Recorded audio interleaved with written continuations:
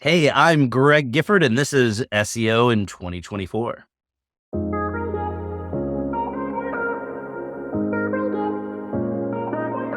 Greg, what's your number one SEO tip for 2024? So the number one SEO tip that I have is to pay attention to which algorithm you're optimizing for. Most people don't realize that Google has multiple algorithms. And if you're a business that serves people in a particular geographic area, typically at like a brick and mortar location, but could also be a service business like a plumber or an electrician, then Google's going to use its local algorithm to return search results related to your business. And you need to optimize differently for that algorithm. So you really have to have a handle on, just at a basic level, which algorithm am I going to optimize for? And local SEO is my thing. Most people already know that. And if you're doing local SEO, you really got to pay attention to Google Business Profiles because it's pretty much the absolute cornerstone of local SEO.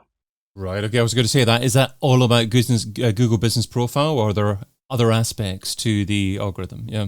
You know, a lot of people kind of get it wrong and they think that, all right, cool. If I'm trying to show up in local SEO or do local SEO, it's do regular SEO and add on Google Business Profiles. And it's not really that, because the local algorithm does evaluate a lot of the same signals like content and links, but they're weighted differently. They're evaluated differently. So you actually have to write content a little bit differently. You have to optimize content differently. You got to get a different kind of links. You do have to do the Google Business Profile stuff. You got to include reputation management because reviews are a big part of that algorithm as well. So it's kind of expanding your knowledge base and understanding that you have to optimize differently if you're targeting that local algorithm. And has what it takes to be a success using Google Business Profile changed much over the last year? Not really. The basics, I'm doing a conference the week after. I'm coming to Brighton as we talk tonight. I'm flying to Brighton. But next week I'm doing a PubCon in Austin. And one of the things that I'm talking about is I'm talking about how to do local SEO. And it's the same stuff I've been talking about for over a decade. 80% of it hasn't really changed. Sure, the algorithm has updated elements, but the basics of local SEO haven't really changed that much. But the bits that have changed the most are related to Google Business Profiles, or Google My Business, as we're all probably still going to slip up and call it for another 5 years. Okay, so the SEO that needs to find out more about Google Business Profile needs to go and read your SEO in 2023 contribution. And for the additional 20%, what's the additional 20% that they need to learn for this year? I mean, the biggest change in the last year is you don't go to the Google Business Profile dashboard like you used to. So you used to go to google.com/business and log in, and it would pull up the list of all the businesses or just the one business that you're going to optimize or edit. And then you would click that and it would take you to the standard dashboard where it have all the links on the left side, and you would click stuff and it would appear on the right, and you would edit stuff in a back-end interface. And now it's almost like you're doing live edits to your profile in the search results. I mean, technically it still kind of does a little bit of a modal thing, but now you just do a Google search for the name of your business, logged into the account that's either an owner or manager of that Google Business Profile account, and then it will pop up 2 rows of icons, or 3, depending on how wide your browser window is, but it pops up a little row of icons above the paid search stuff. So at the very top of the search results in the left column, the kind of main column, you're going to have these rows of icons, and then you have to click the icon to go to the specific thing that you want to do.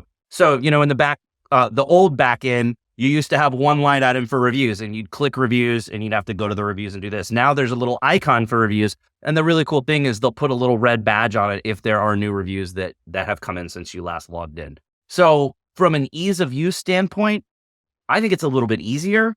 Now, a lot of agency people are complaining about it because you used to be able to have a dashboard that listed everything and you could go in and do that. And now you have to just go to each individual business. You can go still to the dashboard, but it goes to each individual business, from your list. It goes to the individual search result for that business. And then you've got those editing icons up at the top. A lot of people freaked out about it when it first happened. They thought it was difficult, but I think everybody's kind of eased into it and gotten used to it now. There's still some people that are struggling to find things that are a little bit differently labeled than they were before. But all in all, I think it's a beneficial change because you're kind of almost editing your profile live. And you've got everything right there. You don't have to dig around. It's organized a little bit better. So, it's different. A lot of people fear change, but I think it was change for better. So, you can complain all you want. They're not going to switch it back. So might as well get used to it and use it. Same goes with GA4. And Yeah. if a business has submitted... I wouldn't necessarily say that's changed for the better, though. If a business has submitted to Google Business Profile in the past, maybe through Google My Business, is there ever any issue with the wrong business profile being edited? Do they ever have multiple business profiles by mistake? No, because now, it was actually easier to screw up and edit the wrong business before, because you had your list of businesses, and if you clicked the wrong one and just went in and started editing your hours or your phone number without really looking at what you were doing, you could potentially edit the wrong business. Now, it's pretty much impossible to edit the wrong business. When you click that icon, you're editing the business that you were just looking at in the search results. So there's really not any problem with potentially editing the wrong stuff. It's really straightforward and easy. But I understand that it's slightly easier to violate Google's policies nowadays. So what do you need to do just to ensure that you don't do that? So it's not that it's easier, it's that Google has gotten stricter on enforcement of those policies. So there's a lot of spammers and bad seeds out there that are trying to cheat and create fake listings. So Google has really cracked down. They're trying to fight those spam listings to make sure that only legitimate businesses show up. And unfortunately, I think they turned the dial a little bit too far in one direction, and a lot of false positives are happening now. I help out a lot on the Google Business Profile community forum. I'm a platinum product expert there, so I spend a lot of time helping people with issues. And for sure, for the last year, or almost a year, we see a lot of suspensions happening. People doing things to get suspended, and Google will tell you you're suspended sometimes they don't. Sometimes you get everything that you're attached to suspended. Sometimes it's only a specific business, and they won't tell you why. And that's what's frustrating for a lot of people, because you get suspended and they tell you you're violating policy, but you don't really know what you violated. So then you have to go back and apply for reinstatement and hope that you fix the right thing. And then they might come back and say, no, you're still in violation of policy. And then there's some other weird stuff too. Like, I've been working on the forum with a car dealership in the south of Texas, and they've been there for 20, 25 years. And Google keeps telling them, or keeps unverifying and suspending their listing. And when they try to get reinstated, Google tells them, we can't prove that you exist in the real world. They've sent in videos, they've sent in photos. Google has Street View that you can see the dealership there, yet they get suspended. And when they get it fixed, they get suspended again immediately. Like the next day, they're suspended again. And they keep being told that they can't have that Google support has no proof that it exists in the real world, even though there is. So I think it's not really a problem with the detection algorithm. I think it's more a problem with the script that support is following that's making it a little bit more difficult. I do know that they are working on an updated solution for reinstatement requests. I'm under NDA, so I can't say more than that, but there will be a solution that should make things a little bit easier for people that I think comes out next year. But for now, it is difficult, unfortunately. I mean, sometimes you can just change your phone number or update your URL, or sometimes even change a category. Sometimes you just breathe on your keyboard and you'll get suspended. And usually the best route is to just check the Google Business Profile guidelines. And there's some really basic stuff, like you have to have a physical brick and mortar. If you're a brick and mortar with your address displayed, you have to have permanent signage, and you have to have your own separate entrance, and you have to have your own staff at the hours listed on your profile available. Those are usually the three things that people screw up on. There's no signage, there's no entrance, or it's like a co-working space and they say that they're open 24 hours a day, but they're not even there at all ever. Those are the things that are pretty easy to fix and figure out. Beyond that, try to fix it yourself. But the easiest thing to do is always just go to the Google Business Profile community forum and get help from the product experts there, because we spend a lot of time helping people with verification issues for setting up new profiles and with suspensions when they're trying to get access back. And you usually get a little bit more clear advice, if I put it that way, than what you would get if you just went and talked to Google support. Now, previously, you've offered us great advice, such as providing photographs, encouraging reviews, asking and answering your own questions.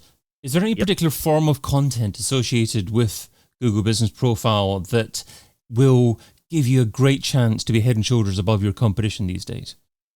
Yeah. So same thing. I think I talked about it last year in this round of stuff. I think the questions and answers and the Google posts are a really great way to stand out.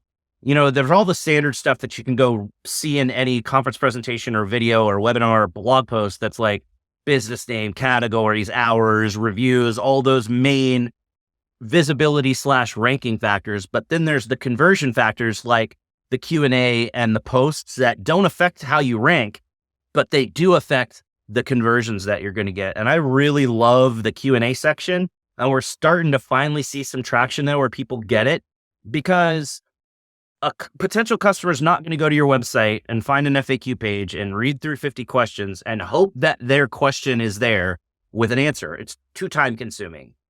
But they will click ask a question on your business profile because they think it's chat and they think somebody's waiting on the other end to answer it. And nobody is, because it's community discussion. But if you've preloaded those 50 common questions that you hear, again, they're not going to take the time to read through the 50 questions, but they are going to click ask a question. They're going to start typing their question in. And if a similar question has been asked and answered in the past, Google pops up an answer to their question as they're typing it. Kind of like Google auto-completes your search query. It will auto-complete your question and supply an answer to that question once it's got enough there to figure out what your question is. So you don't even need it to be chat, because as long as you upload enough common questions, chances are most of the questions people ask are going to be there and they're going to be answered. And that's a really extremely awesome experience for someone that's got a question for your business and they get an answer before they're even done typing the question. That's better than chat. So I love that a lot. I also like Google Posts, and a lot of people don't really do much with Google Posts because they're way at the bottom of the profile on desktop, but they're a lot more visible on mobile. And it's a great way. Again, it's a conversion factor. It's not a ranking factor. So it's not going to help you rank, but it is going to help you stand out from the competition if you do it the right way and treat it like the ad that it is. Most people screw up and treat it like social media, but if you treat it like an ad, put something compelling there and don't use stock images, then it really helps you stand out and get more conversions. Now, with Google knowing what the answer is going to be, we're really talking about AI there. Is search generative experience likely to have any significant impact on local businesses? There's no way to answer that question yet, because the whole search generative experience is still so early in beta. If you are someone that has access to it and you play around with it at all, you'll see that it changes daily. So no, anybody that says this is how it's going to change search is blowing smoke up where, because nobody knows that. Nobody knows if Google's going to even roll this out. It's a really big deal that it came out recently that everybody thought Bing was going to steal market share from Google because they rolled out the AI chat interface first. Didn't even make a dent, didn't change anything. Like, everybody went and played with it, but nobody started using Bing instead of Google. So who freaking knows? I don't think it's going to have much of an effect. I think it's going to be more of kind of like back in the day when people would have the like dates of the world type websites, or what time is it in this country website. You don't need to go to a website to get that. You can get that from Google. And people were all mad, but like, let's be honest, from a customer standpoint or a user standpoint, you don't need to go to a website to see what the holiday is today in Zimbabwe, right? You can just ask Google and Google's going to tell you. I think there's some queries like that that are more beneficial to use generative search answers on, but e-com related stuff, YMYL related stuff, it starts to get difficult in its current state. Sure, maybe 2 or 3 years from now and there's lots of advances, it might be different, but in the current state, I just don't think it works. If an SEO is struggling for time, what should they stop doing right now so they can spend more time optimizing Google Business Profile in 2024? I love this question because I'm a process guy and it's all about your process. And most of the time when I talk to people that are like, man, I'm struggling to have time to do everything I need to do, the biggest thing that's helpful for them to do is to just track their time. Track how much time you're spending on things to see where your time's being used and make sure you're using it effectively. Because a lot of times people will see, oh, I spent 10 hours on link building this month and I didn't even get a link. Okay, cool. Well, if you cut that in half, 5 hours, can you still be effective with 5 hours? Can you still be effective with 8 hours? You got to start looking at, the most important things are the content on your site and how it's optimized, the links pointed to your site, your Google business profile, and your reviews. You don't have to do a whole lot with reviews, so we don't have to worry about that. So really we're looking at, you're spending time on either content and optimization, tech SEO, or link building, or your Google business profile. But you want to have more time to spend on Google business profile, which means we're talking about tech SEO, content optimization, and link building. So look at the time that you're spending there and figure out, are you efficiently using your time to where you're going to have the best benefit, the best outcome from the time that you are spending? You don't have to spend a lot of time ongoing on your Google business profile. Once you have everything set up, sure, you got to update your photos every once in a while, and you got to update the questions as you start to think of new common questions you should load. But really the main kind of time suck for your Google business profile is doing Google posts. Most people do them once a week. Some people do it more often than that. I think that's a little silly. So you're talking, you got to find at most an hour a month of time. It should be pretty easy to find an hour of time elsewhere from either your content optimization, tech SEO, or link building, or shave a little bit of time off of multiple things to give you a cumulative hour to spend on your business profile. So really, that's a long-winded way of saying the easiest way to figure out how to save time is to track what you're doing in the first place and figure out where you're not being effective and be better at time management. Oh, you love the question. I love the answer, because I think it shows that an SEO needs to understand how to be a great operator in a business, how to relate to other people in the business, and how to improve their efficiency by understanding how the business does things and be better at relating to other departments out there as well.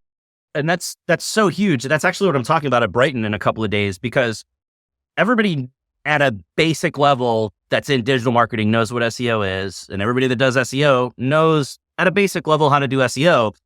And they don't think about the customer service side. They don't think about the process side. They don't think about the time management side or the business side of doing SEO. And sure, if you're at an agency, you probably have somebody figuring that out. But if you're freelance, you don't usually think about that. You just start doing SEO the way that you've always done it. And it really helps to take a step back and look at the process of what you're doing, because anybody could do SEO. It's who's the most effective at doing SEO. And it's not the smartest, most brilliant SEO. It's not the person with the most experience. It's the person that can effectively manage their time and deal well with their clients. That's the person that wins in the long run. And that's the reason that Greg Gifford is Chief Operating Officer now at Search Lab Digital. You can find him over at searchlabdigital.com. Greg, thanks so much for being part of SEO in 2024. Thanks for having me back again. I've been your host, David Bain. Get your copy of SEO in 2024, the book, over at SEOin2024.com.